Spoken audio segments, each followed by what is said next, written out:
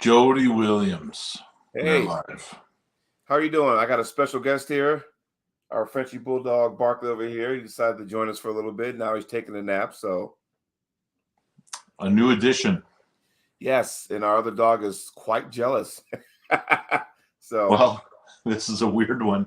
I'm coming to you live from a home inspection where I'm sitting here in basically a vacant, very large house. So if my home inspector walks through here, I might just have to move out of the way for a second. But this is the only spot in the whole place I could find that didn't have identifying stuff. And he just walked in. That was the door alarm you're going to hear a few times from time to time. But this is the there you spot go. that this is the spot we can do it. So Sweet. it's all good. Well, Anyway, man, we got a lot to talk about. Where do you want to start, Jody? I mean, my first question, or we can go soapbox edition if you want to. let's go soapbox. I think I know where you're going.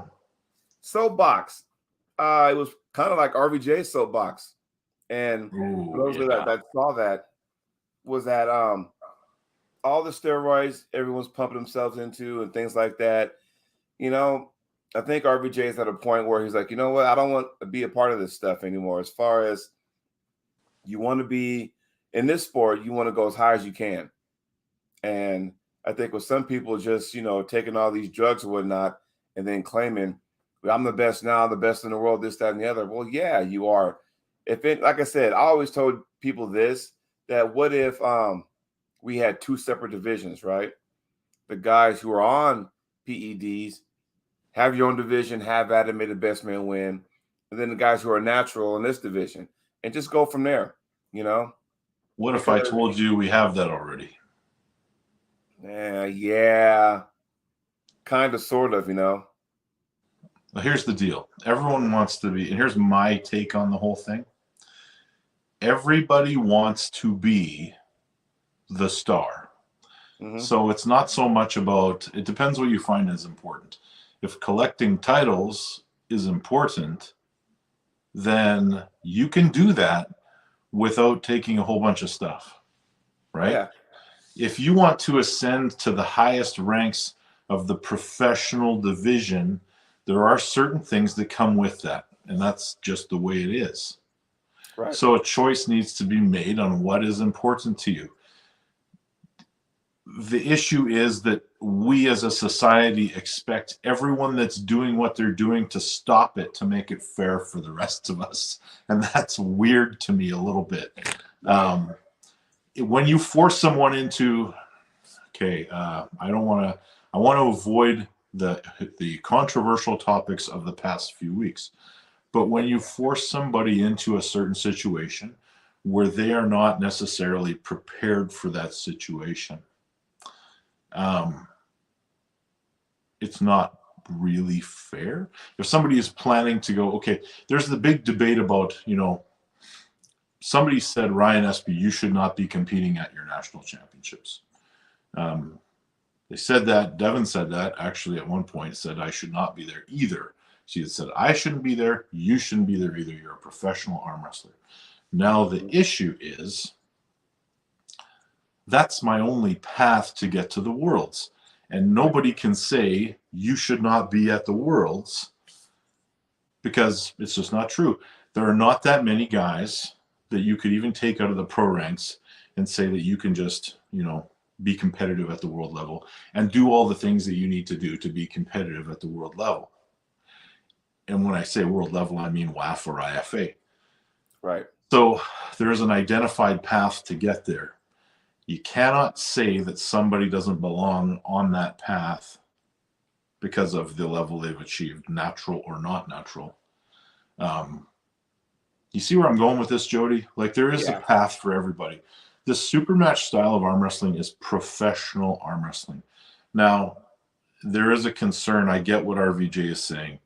He is saying that it becomes more about the enhancement side of things than it is about the training, the athleticism, the talent. I would venture to say that the top 10 wouldn't change all that much if you took all performance enhancement out of it. Mm-hmm.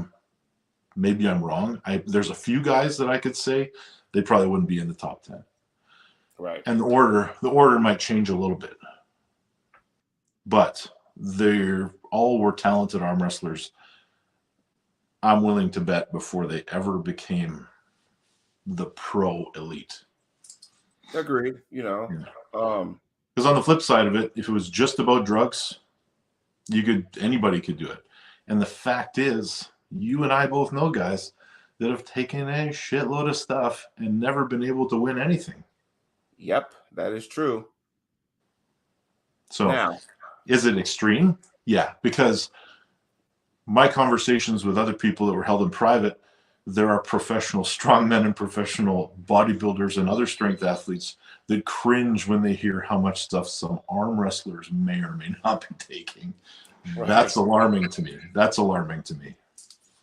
Yeah. Well, and like I said, it's just I see where he's coming from. And, it used to be a decade ago in this sport, it was almost like don't ask, don't tell, approach. Now it's just like there's more people going, oh, yeah, I'm doing this. But it's almost like, oh, I'm just taking TRT, which, that's not off, that's not the lie. It's just they're not saying what they're taking along with that TRT. That's where some of the problems may lie. But then again, it's their body, their life. They want to do that, knock yourselves out. I personally speak for myself. Again, if I have to take any kind of PEDs for a hobby, then there's something mentally wrong with me. That's just my opinion. For me. Yeah. I get it. The one thing that is kind of, if you take when I was doing my Wagner video and I was talking about the guys that from a certain era that had come up. If you look back at the WAF results from 2006, 2007, all the way up to like 2012, even 18, you had guys like Georgi Svetkov, or Wagner. I think his first podium at WAF was 2006. Gennady Kvikvinya, Levon, and the common theme amongst them all is drug testing started in 2005. They all went through the potential of being, and that included Andrei Pushkar. Yeah. Marcio Barbosa was part of that. So they all went through, even though Marcio predates that a lot. Like I remember him in 1998. But they all came around and went through that era of drug testing at the world level successfully, for the most part. I mean, there are a few people that got caught, did their thing, and then now they're back. I won't name names, but the other theory is when Derek from More Plates, More Dates was talking about his theory about arm wrestlers just taking whatever they want and rolling the dice. Yeah. Sad, man. But that was the soapbox. There really wasn't my soapbox. It was just a soapbox. So, yeah. But moving on to what we're here to talk about, the results of the East vs. West, number 8. And first question, everybody, welcome to the show. If you haven't hit the like, please do that. Subscribe, do that also. So Phil Woody, Clifton Erickson, Dustin, GB, Billy Berg, Sweden Arm Wrestling Television, everybody's in the house in attendance. Here's my question. And Scott, Ryan, Plexman, the whole shebang. My question would be this. Do you think we're at a point now where we need to change the name, the title of the event? Now, what you're alluding to, of course, is the fact that the West have been kind of getting slaughtered for the past few events. Yeah, dude, it's just, and I understood the concept when it first came out, and I still like it, but it's like, man, we are just getting blasted. Like, man, like just doesn't matter. And I'm like going, what the hell, What do you think, Ryan? What does everybody else in the chat think? Do we need to change the name before we get into these matches? Because it's like, what is going on over here, Well, we had a few standout hopes. I mean, Jerry We all had a lot of faith in Jerry, and it didn't work out. We'll get to his match because I want to talk not just about his match, but the rationale and the posting afterwards. Because a very similar thing happened to Morozov, but we'll talk about that a bit later. You called it, by the way. You called it. I mean, it's a little weird for me that what do we got to do? Is it matchmaking? Because here's the problem that we now face. Let's say hypothetically, Hermes faces Devin and Hermes defeats Devin. Hypothetical situation. Right. What's left? Who do you then put against Hermes? If you're going to maintain the theme of East versus West, when is the next time we'll see a challenger for that heavyweight title from the West? Good question. Is it ever going to happen again? Or are we going to be years until we build something up? Right. Because, I say that because the whole theme, and Rob's like, change the name. Haha, who is this guy? I guess You're watching this show, Rob. I guess he's talking to me. But the whole theory behind this, East versus West. And it's like going, you know what? Yeah, see? It's almost to the point now where it's more East versus East. And if that's the case, then why are we flying over there? I know we as a region, or how you want to say that, this side of the ocean, we want to compete against the best to see where we stand. And I totally get that, and I know for a fact there are guys on this side of the ocean that can get it done. We're just not doing it for whatever reason. And I sat there and said, you know what? What if all the guys from Team West, Canada, Brazil, United States, whatever, spent like 4 days together? It could be at Bob Brown's house to try to figure this thing out and go, what the hell do we have to do? I don't know if it's that simple of a solution. I mean, let's face it. Let's take Devin Laird, for example. He's going to beat a lot of those guys. But then he starts to ascend to the level of like the Hermes, Dennis, and Levant. Those few guys. Mm-hmm. Those few guys can make just about anybody look pretty silly at times. I don't know if there is a thing that we can do other than, start to really build the next stars. But this issue is, here's a theory I have that I came up with in the last 5 seconds. So bear with me here. Okay. All of those guys have one thing in common. They start arm wrestling at a very early age. They are coached properly from that age through the ranks. They have, they go through the countries, the nationals, the Europeans, the worlds.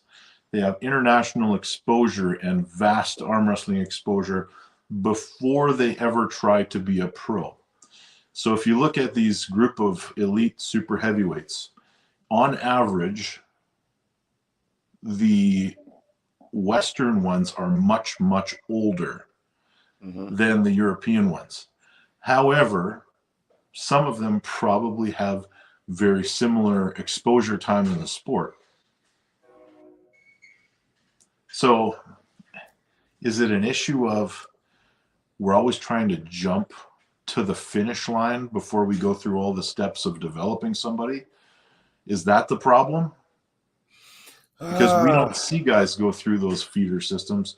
We don't see a ton of our real stars going over to the world championships. We don't see that anymore because everyone wants to be the big star and get on the big stage. How many of those guys, I'll use Corey West, for example, because he's an up-and-coming guy in the United States. Has he ever attended a WAF or an IFA? Not to my knowledge.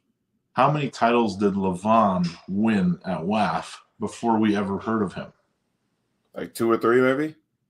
but he was there for a number of years. He started, I believe, in 2010, right, and competed through at least 2018. yeah.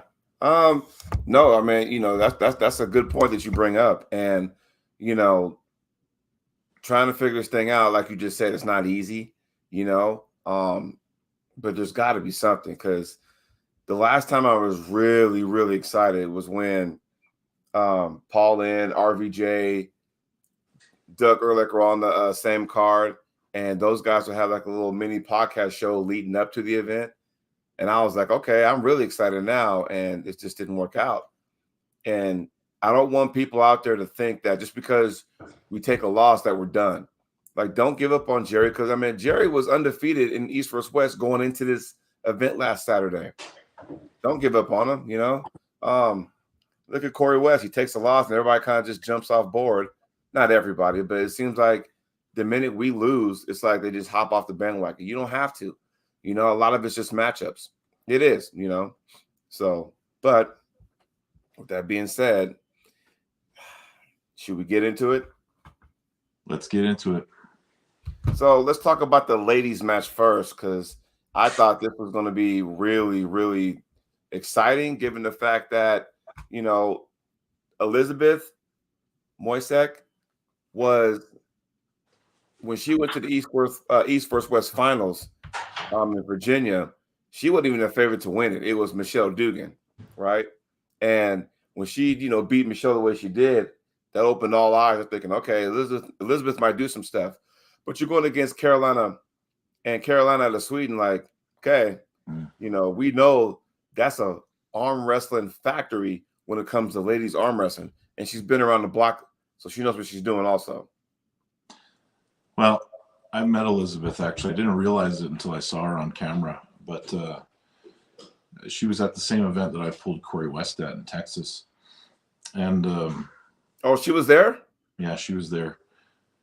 So it's another example of somebody that, I mean, obviously Elizabeth is strong and trained, but she lacks the experience of Carolina Peterson, who's been doing this probably as long as, you know, Elizabeth has been lifting a weight or training or maybe even been alive. Like, Carolina's not that old, but she has got more experience than most North American arm wrestlers. Because they start at a young age. Because she's been doing it for a very long time, and time under tension is important. But she has a vast amount of experience, and if you just saw those two ladies standing next to each other, you would assume that Elizabeth is probably going to win for the uneducated eye. Yeah, the eye test, right? Yeah. And that was not the case, and it wasn't, you know, we're talking about angles and manipulation. You know, there might be a slim margin between them, but it could be a massive gap. It looked like it was one-sided, and there was nothing that Elizabeth was going to be able to do. But I mean, that could be a year of training. Yeah, and like I said, given the opportunity, we have another. Don't worry about lady. Keep doing your thing. We have another lady puller coming up that also won the East vs. West finals, and Sarah McKinney. And I just recently talked to her, and she said once we get through this one and then the one next month, then she might be on the upcoming card, maybe East vs. West 10 or 11. That's another one. She's been working hard too. I've been kind of keeping in contact with her. So, but matchmaking is important though, and to use Carolina for that match, whew, that's a tall order. Yeah. Like, so this girl that you're talking about that's coming up, I hope she runs it past some people in the know before she says yes to a match. Or I don't know if it's this situation where you're going to be offered an opportunity and you have to, if you say yes, you got it. If you say no, I mean, you were offered your opportunity and our commitment to you is over. I'm not sure what the situation is there.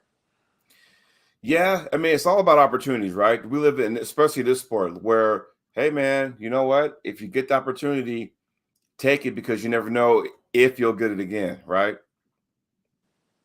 So, So, someone in the chat mentioned Heidi Cordner versus Sarah. Heidi and Sarah, Heidi has been around and she's super strong. And if I'm not mistaken, they have pulled in the past. So Heidi knows what she's getting herself into. And I don't think that's going to be as lopsided as somebody might think. Mm-hmm. Yeah. Heidi's strong. I mean, let's not get her. And she's got a lot of experience. Right. But that's a different situation than this one, in my opinion. Now, we're not going to go in order the way the matches went, but yeah, I was involved in a tournament over the weekend, so I didn't get a chance to see the event. I saw bits and pieces because a buddy of mine actually ordered it while he was filming the tournament. We go back in between matches, so I only saw bits and pieces. But let's start with a guy that you may link up with down the road on the table. That's Terrence Opperman against Rhino. I saw, actually, when I was looking through and doing a little bit of research, I saw his name pop up a few times in the WAF results too. Like he's like the new era, and Terrence represents a time back in the early 2000s where he was kind of up and coming and then kind of vanished for a while and then made a comeback. Billy Bird, we'll get to that for sure. It's interesting to me that the match could have went. It was probably closer, one of the closer matches on the card, if you can believe that. I think Terrence made a good representation of himself in losing. He just has some more work to do. Right. Now, I want everybody in the chat to understand something, because the list I got of people who were involved in this, you gotta remember, I got the original poster for all these people, and as you can see here on my phone, I don't know if y'all can see that, but they still had Macayella, who was on the card. They still had Gennady, who was on the card. There were so many replacements, to the point where I remember the match I was looking for that you and I talked about last week was Giannis Amelins versus Mindaugas Terrasitis. That was one of the matches I was really interested in. And Giannis got hurt. He had a replacement. What did you see in the Mindaugas match? Who did he pull again? Oh, why does his name escape me? He's the guy that we always see reffing. Yeah. Yeah. Chat, help me out here. But what did I see? Complete domination. Cerebral. Yeah, it was not close. Hristo. It was Hristo that was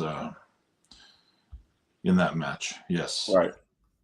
And he had a win over Mindaugas at some tournament in the past, but I mean, who knows what happened.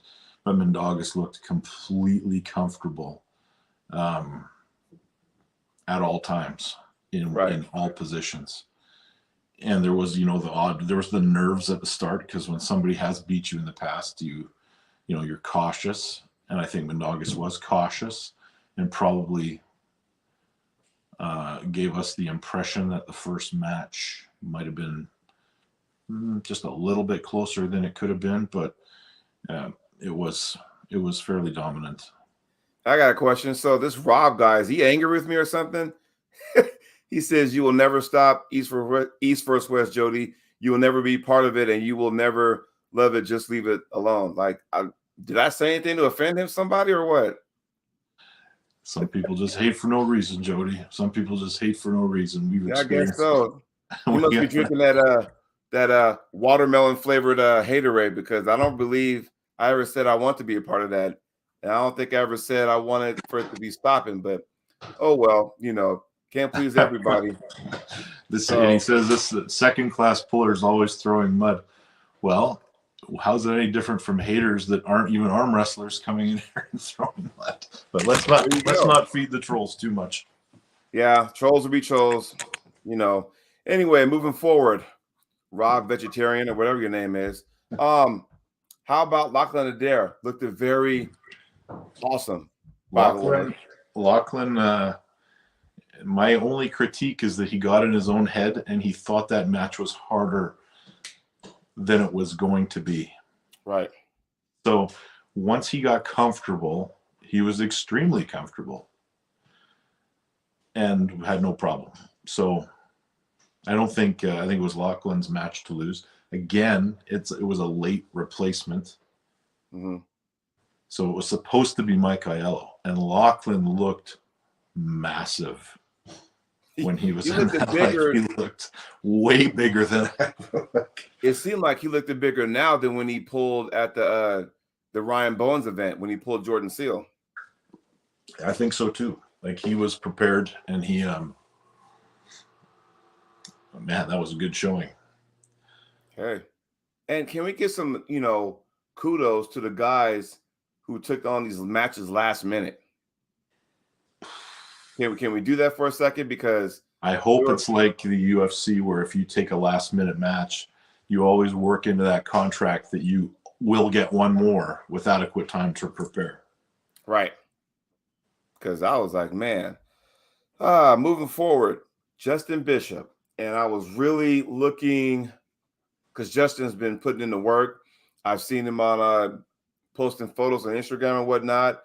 And my man was looking like nice. I was like, oh, okay, this is a different version I saw Justin.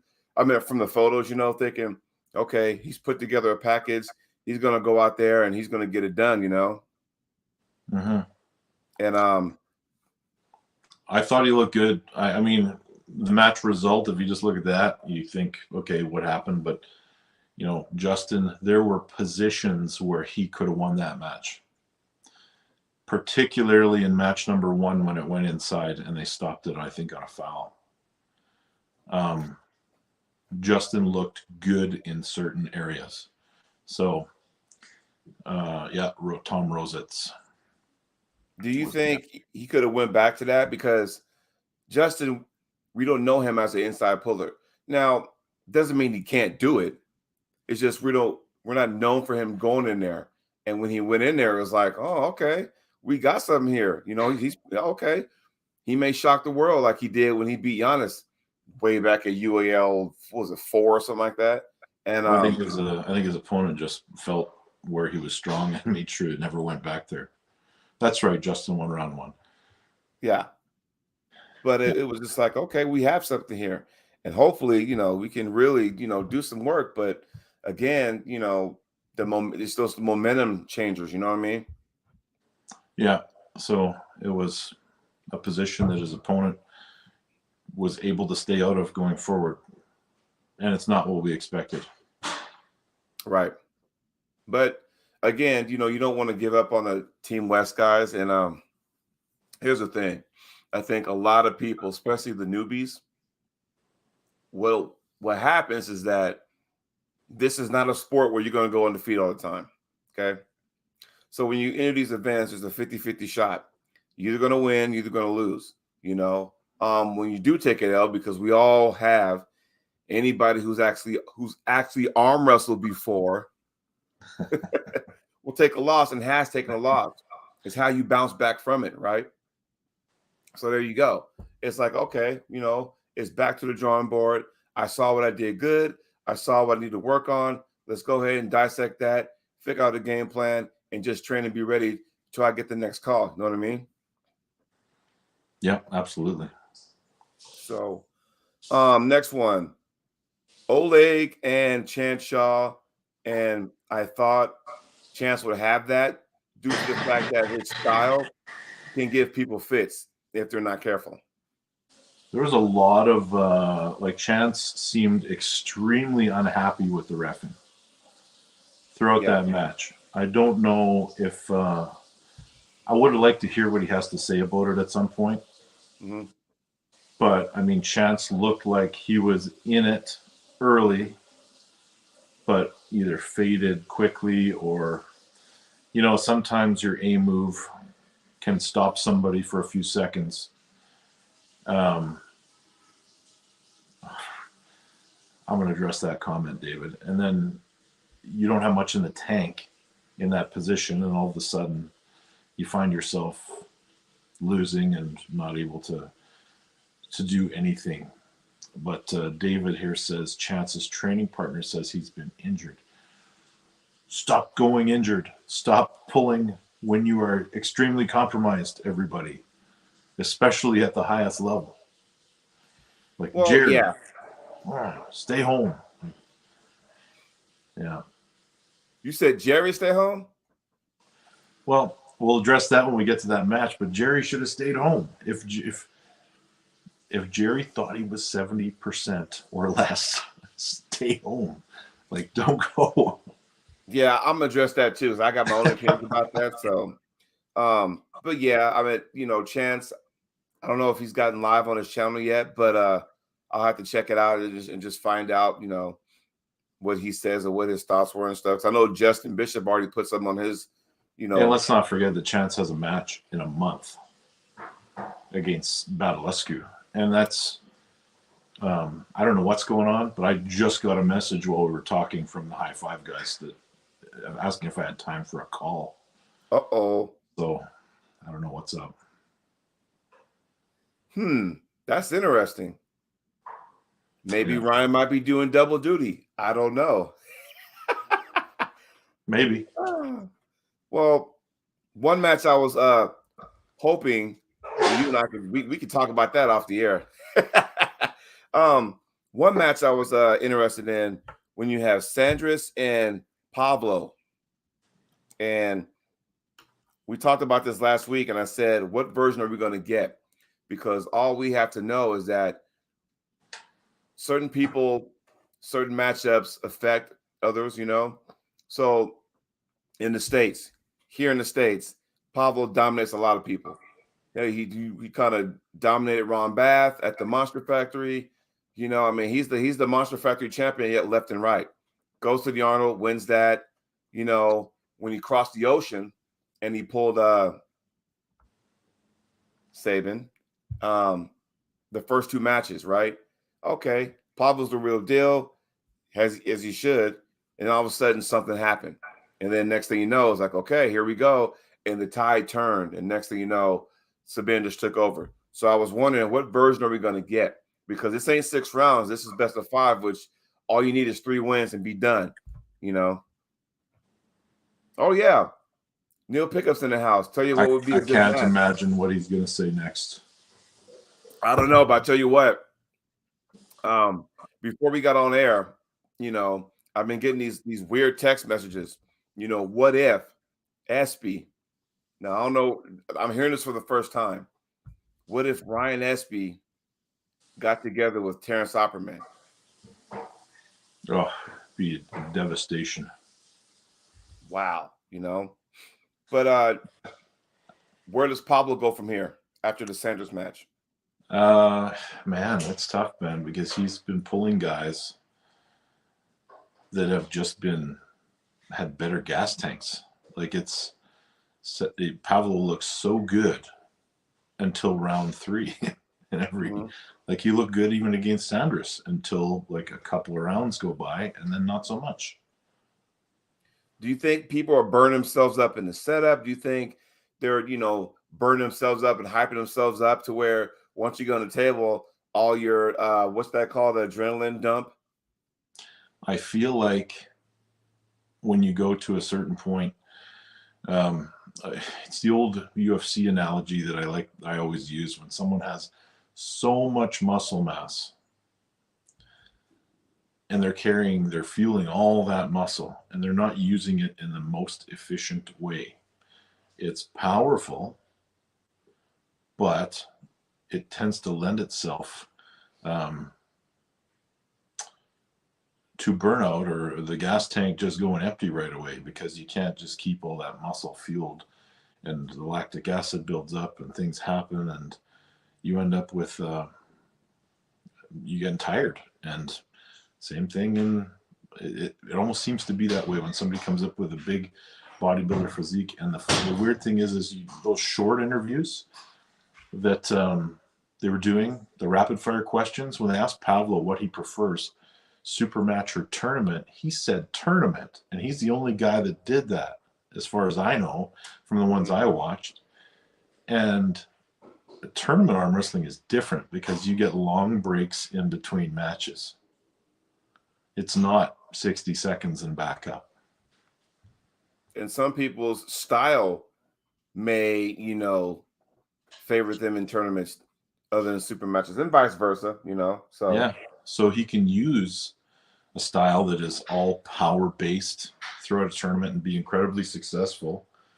Then you pull a guy like Sanders, who is, hand heavy and efficient. It's just going to attack certain spots over and over again, and bleed the opponent. Yes. So moving on, and I always seem to mess up this guy's name. Daniel, the lightweight champion. Prokopchik. Yes. What'd you think about his performance? He's a killer, man. There's nobody. He's the best. Travis Bajan in that broadcast, which, by the way, I will say that Travis being there made this event like 10 times more entertaining for me because of the stuff that was coming out of his mouth throughout the whole thing. But he labeled him as the best arm wrestler in the room. And pound for pound, he might be right. Yeah. Daniel Prokopchik is a talented individual. And that match, like, Emil walked in looking great and just got stonewalled. And that guy is elite. Like, there's no... But and that's why when you get these matchups, even an elite guy can walk in and get their doors blown off if they're not careful.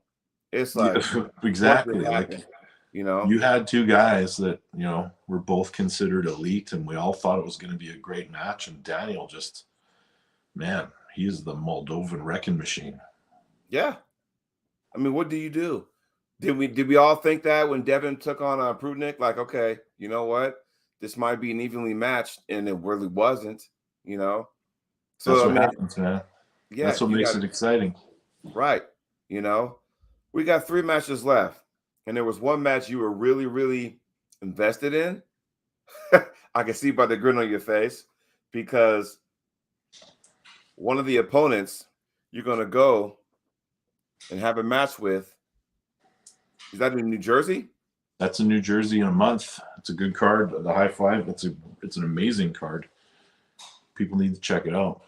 But I just hope there's no disruption to that, because who knows what this phone call's about. Maybe it's to replace somebody on the right arm.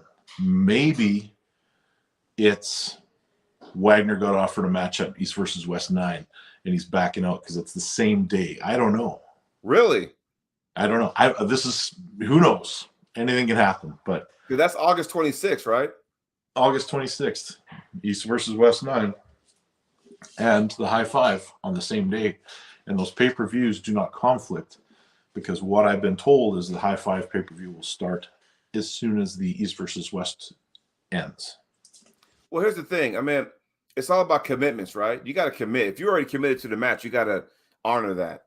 But wherever Wagner goes, y'all make sure them tables is bolted down, huh?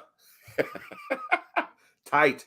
Well, not so much during the match, but if you're just going to vandalize an arm wrestling table between matches, like he just wrecked that table. It wasn't during the course of the match. No, I mean, it was like it's no different than what Alan Fisher does, shaking tables, and well, it's different because Wagner is 330 pounds and Alan Fisher is about 160.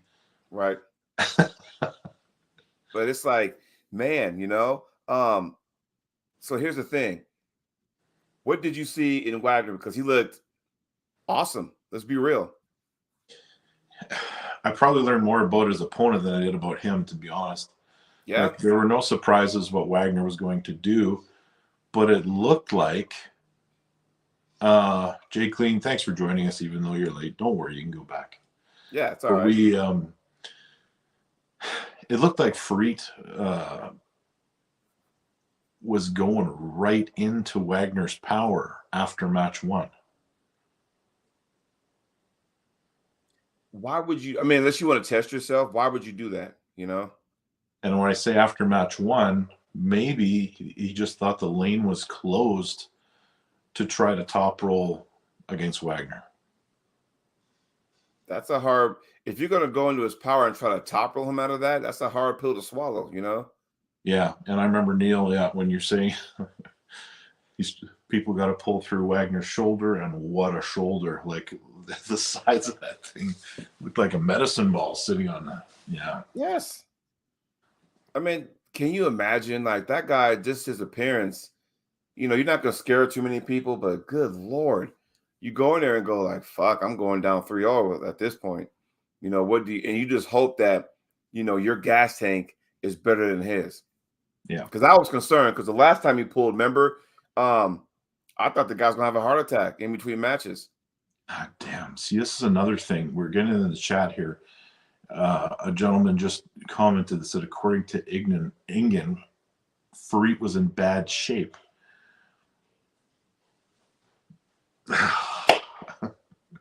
What is going on over here? Like, Dan Plexman with the super chat. Wagner's a one-trick pony, but his horsepower is crazy. Here, let me answer this. Here, so Plexman, here it is. Here's my opinion about that. You can be well-rounded, right? Or you can be, hey, I'm a one-trick pony, but damn it, that one move I got is a awesome one. However you want to do that, you know? And I don't know. Like I said, it's easy to pick apart someone's lane when they're like just a one-trick pony, you know?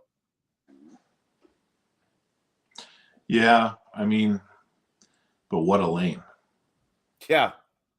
The problem is, I mean, you got to avoid it. And you got guardrails on both sides of those lanes. So you might just find yourself fighting inside that lane.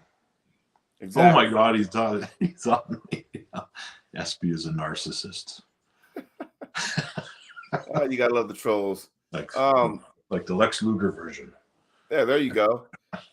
2 matches left, and boy, oh boy, let's talk about Morozov. Right? Didn't come into this event at full strength. Had a stomach issue. Did he have the same issue that Brock Lesnar had in the UFC? Brock Lesnar had diverticulitis. I don't know what Morozov had, but gotcha. The translation was that his stomach is not functioning. So he's on a soup diet. He's on a soup diet. So he's eating broth or something like that. So he's got no protein. He's lost, I think somebody said 10 kilograms. And wow. He didn't have 10 kilograms of fat to lose. So he was sacrificing muscle. He still looked above average to the normal, arm wrestler. But, I mean, he's pulling Svetkov, who's no joke. Even if he was 100%, that might have been a good match. And once again, we talked about this last week. Georgie taking this match on just last minute. And, by the way, prepared himself for WAF Worlds, is he not? Oh, yeah, for sure he was. I'm going to address, I got 2 things I got to address. Remind me to address David's comment about Devin. And then Clifton Erickson gives us a 1999 super chat. Says, I want to pull Jody right-handed. How much does Clifton weigh? I'm not pulling no 300-pounder. He ain't 300, but he's in the twos. So let's talk Georgie. So does the short notice match from Georgie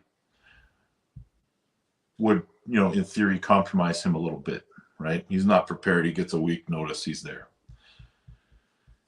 Then you got Morozov, also compromised. Do they cancel each other out? I thought they did, but one's not having. So how about this? The question is, with Morozov, does his stomach, you can't even call it a flu, let's just say stomach issue. Does his stomach issue prevent you from still training the way you can? If that's the case, and you're losing kilos, and Georgie, he's training, which means he's somewhat in shape, that does not tilt toward Georgie's way, even though it's a last-minute match? Well, Yeah, I think so. I mean, you got 2 weeks of basically fasting. Right. That's going to hurt anybody. Clifton says he's 230, so you guys are close. Where's he from again? Just south of me. Okay. In the States. I got to get my right hand going again because right now it is horrible. Right now it's bipolar. Sometimes it shows up, sometimes it doesn't. So yeah. So I remember Morozov was saying like he can take the match because he didn't think the period of time would affect him that much against Svetkov. Mm-hmm. But he had to cancel the next match because another 4 weeks of that would definitely hurt him. I totally understand that.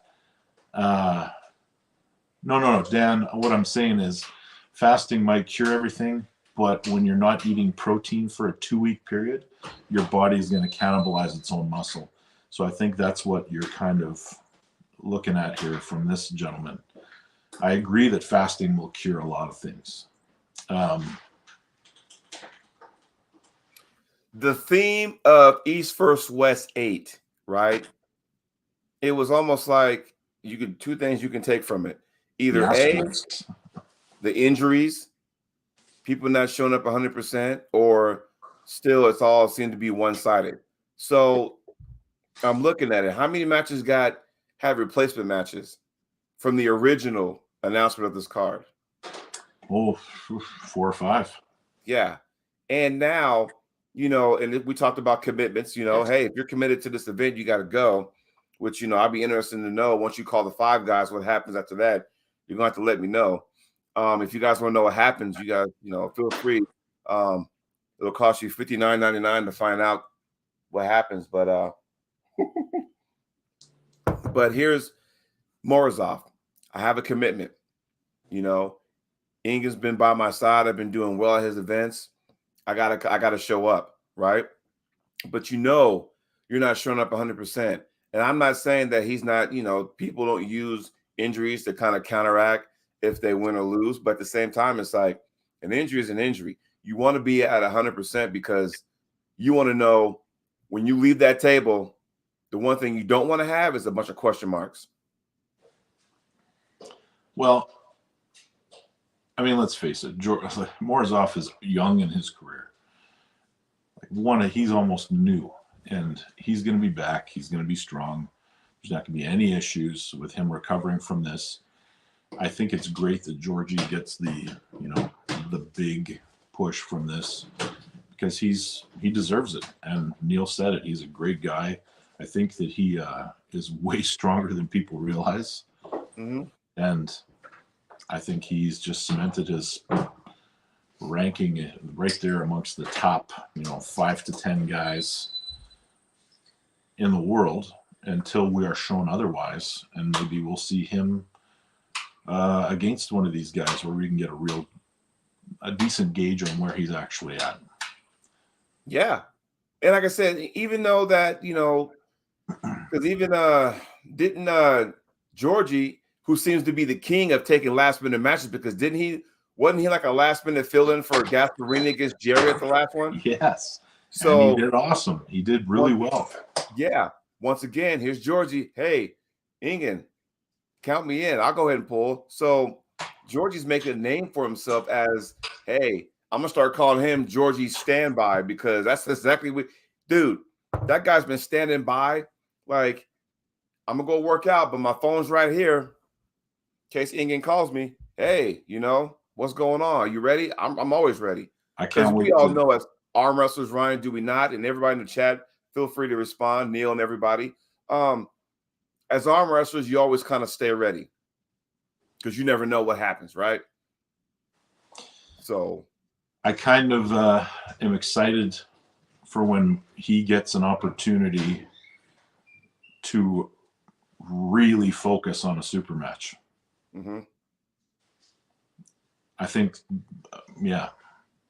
Paul Italia's in the house. What's up, Paulie? How you doing, my man? Georgie is the man and was ready to compete in WAF in 5 weeks. And like we were talking about, WAF is a different ballgame. So, right. I'm super impressed by Georgie. Yes, and Paul, you got some matches coming up too, my friend. You know, my man Paul, he's got some stuff lined up too. Wow, awesome. And now we get to the main event, and here's where you're gonna have an opinion. I'm gonna have an opinion. Finally, the match happened that should have took place. Was it November of last year? Is that when that match originally was supposed to be? Yeah, it was scheduled before. Here's my thing. We learned some stuff. Now, I do not think that Jerry Cataret would feed us any kind of false statement or line of shit ever. So that being said, when Jerry says he is 70% or less because of his pneumonia, I believe him, and I think that maybe he should have waited. Unfortunately, they probably would have stripped him from his title from him, whatever. But he will make a comeback. It was interesting. Jay Clean, I completely agree with you. So when I made that comment before that if Hermes calls Travis and he pulls him a certain way, he pulled him perfectly. Did you watch that Ron Bath match? Hermes Gasparini used the absolute flawless technique to beat Jerry Cataret. Yeah, I mean, kudos to him. And the way he did it was like, wow, did that really just happen? Because here's the thing, man. As far as like the plane and all that kind of stuff, Ryan, you know this firsthand. I know this firsthand. Traveling across the ocean with planes being late and delayed and that kind of stuff, that is a real thing, right? Well, it sucks. And it sucks because not only did he have a bad travel experience, that's not fun. We know that. However, he's also sick. But he showed up, and kudos to him for showing up. Right. I don't know what I don't think we're going to get to see a rematch anytime soon. Jerry's got some work to do, and time is on Hermes' side more than it is Jerry's, I think, at this point. It could take a while for Jerry to get back there. So Jerry gets healthy, gets to the point where he's completely ready to pull again. He gets another top guy. He could be right back in the mix. Paul Italia says Jerry could have been 100 times stronger. I don't think he would have mattered Hermes. Interesting. Don't think it would have mattered Hermes. Yeah. The thing is, though, is that both these guys want this match for so long. And I know it could be frustrating, where, hey, Jerry's ready to pull. Hermes can't go. We'll throw Georgie at him. Hermes is ready to go. Jerry can't make it. We'll throw, Dave Chafee at him. And It was kind of like, okay, months go by. And it was like, okay, finally we're going to do it. And then I remember when that came out and Hermes was upset. Like, can Jerry make it? Jerry had the little, Uber accident, had the plane issues, getting over pneumonia. I've never had pneumonia, but I know people who have, and it's a real thing. It'll drain you out. So, again, if Chance wasn't at 100%, if Jerry wasn't at 100%, we know Morozov wasn't at 100%. And it makes me wonder with this next card coming up, is anybody going to be 100%? You might get a phone call with the 5 guys and go, hey, who's at 100%? Whatever. It's interesting because it's rare to see an event have this many issues and still go off kind of without a hitch, because I think Engen still did a great job. But I mean, Hermes looked really damn good, man. And now we're talking about him going against possibly Devin. But the holdup isn't Devin, it's Hermes. If his shoulder is absolutely healthy, he could have a turnaround of 1 month. And he said it would be a couple of days they would know. And it's been a couple of days, so we should hear something soon. I say you probably won't hear anything until weeks in. It's at the latest. it's 3.5 weeks away, man. That's what I'm saying. I mean, you'll Yeah. know for sure because this one East vs. West 9 was originally Devin and what's his face, right? Originally, but then he got hurt. Yeah. And now, Hermes is like, hey, I've been wanting to see that match forever. So wasn't it originally supposed to be Devin and Gennady, right? Mm-hmm. And then, Gennady can't go. And now you got Hermes, which, I've been wanting to see that match forever, There's so many matches. So to me, it doesn't matter a lot. Personally, I would have rather seen Devin pull someone else anyway. So, like who though? I say Vitaly, but he already has a match. Any of them, you could even throw a guy like Georgie in there now, it could be fun. But I want to see Gasparini. I want to see Vitaly. I want to see a healthy Morozov. We won't get that in a month. I know that. Right. Dennis. There's Kurdecha. There's so many options out there. Well, like I said, the thing is that it's health, and because people are not 100%, it throws all these other matches out of whack. Yeah. And you don't want to go. And the only person I really feel bad for is Ingen, because he's trying his hardest to come up with these best scenarios, these best matchups, and it's out of his control. And I really feel bad for him because he's put his heart and soul into this event, and it's not his fault. But then if someone's hurt, they're hurt. That's just the way it is. It's an unfortunate. And as fans, we want to see these matchups, and you just won't see them now. Maybe down the road, sure, but maybe just not now. Yeah. So, well, any more thoughts on the event, Jody? I do want to answer that one question that was asked. Yeah. No, I think we covered everything. I want to know what you got to say. Is Devin number one left-handed in North America? Whew. I only have one question. What happens between him and Corey West? That's my question.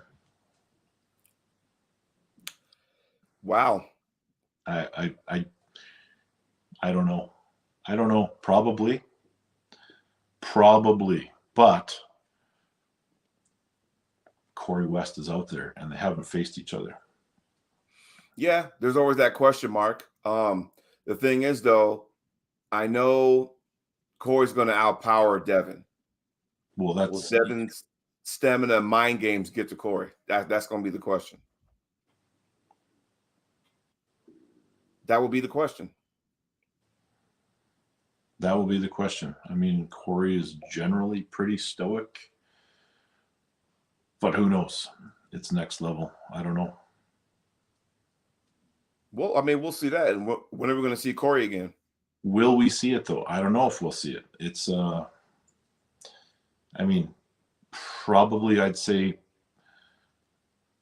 Corey and Devin, I'd go probably 70% Devin, 30% Corey if I were to make a betting line on it. But I will concede that he probably is number one.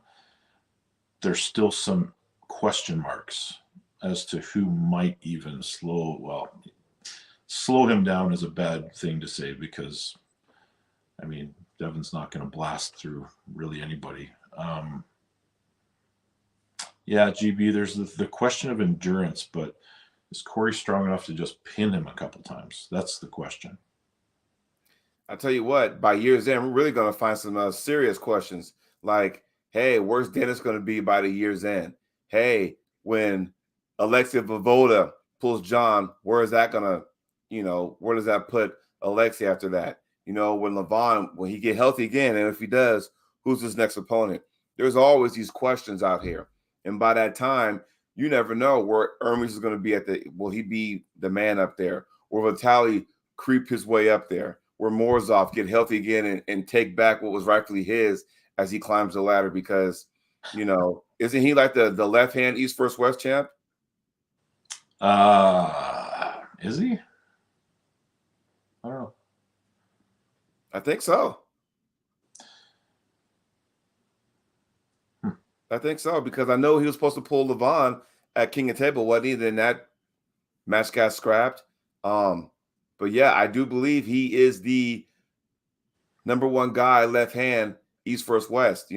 I'm excited to see Prudick again, at the next East First West, Battaglia again. So there's so many guys out there that you see once and then you won't see them for a while.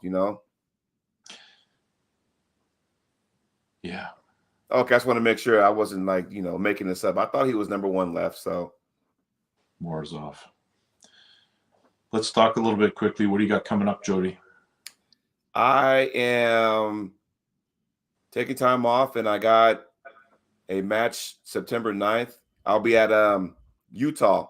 I will be at the last qualifier, the North Regional qualifier of the World Series of Arm Wrestling, the Garage Fit to Fit, whatever that thing was last year. They changed the name this year. So it'll be in Utah, Roy, Utah, outside of Salt Lake City. And then after that, I am just going to lay low because my original match that was scheduled for Mr. Brandon Allen is now off now. Conflict. Yeah. Originally, Washington State Championships was slated for December 9th. Everything was good. And then I talked to Orange Sports Entertainment. They say it's going to be December 2nd now. And Brandon cannot make that because he has a powerlifting meet the next day on the 3rd in San Diego. So that's not going to happen. So, well, okay. Hopefully they put it back together at some other point. Yeah, we'll see. Never say never, but we'll see. But after this tournament here hey buddy, after this tournament here in Utah, just gonna lay low as far as one-on-one matches. I don't know. Jody and Bowen. Do the people in the chat know that I'm a predominantly better left than I am right? Do they know that? I don't think they realize that. And Bowen does not have much of a left. Yeah, so it's kind of like, it's really frustrating to get matches left-handed for the most part. I mean, yeah, I just got creamed by Russ Schrader back in April, but still, but hey, you know what? You bounce back from it, right? Yeah. We got a couple things to talk about next week. Well, before we get off of here, I'm going to say Billy Berg is in the chat. Good luck to you in your super match this weekend against Mark Harrison at the Stronghold event that's going down in Black Falls, Alberta. So get out there and do us proud, Billy. And then we got next week, we'll be breaking down the event, which features, none other than John Brzenk versus Todd Hutchings and Matt Mask versus Sergey. Mm-hmm. That's coming up on August the 12th. Got lots going on. I tell you what, that match between Brzenk and Hutchins is going to split North America in half. We'll see. We'll see. I know who I'm picking to win. We'll talk about that next week, though. Talk about that next week. We've averaged over 50 people on the live viewers, Jody, even though we changed the time. Thanks, everybody. Appreciate you guys. Even the guys that hate us, appreciate you. Hey, the guys that are hating are still watching. Yeah, there you go. Yeah. But when we get off, make that phone call. And I'll let you know what it's all about. Let me know. Billy Berg, is he still putting on his North versus South event? Says it's coming up, and he also has been asking about doing East versus West qualifier once more. So they're already wrapping up that. All right, Billy Berg, get a hold of me. Let me know what's going on with that. Ryan, get a hold of me after you talk to because I got a feeling you might be doing double duty. That's just my opinion, but hey, I've been wrong before, so. Well, it's a timely call because right after an event happens where one of your competitors is there, or a couple of them are, who knows? My friend, let me know. Go ahead. I'm going to let you go so you get on that call. Let me know. Everybody, thanks for watching the show. We'll see you guys next Tuesday so we can break down August 12th. Yes, because Magna. Can we get her on? Yeah, I'll send her a message. Yeah, because it's her event. We should get her on. Yeah. I'll send her a message. I'll reach out. And I'll do it too. That way, you know, we can put the heat on and say, hey, Magna, come on our show so we can talk about your event. So, Yep. All right, my friend, I'm going to let you go. Everybody in the chat, love you all. We will talk to y'all next Tuesday. So long, everybody. Take care.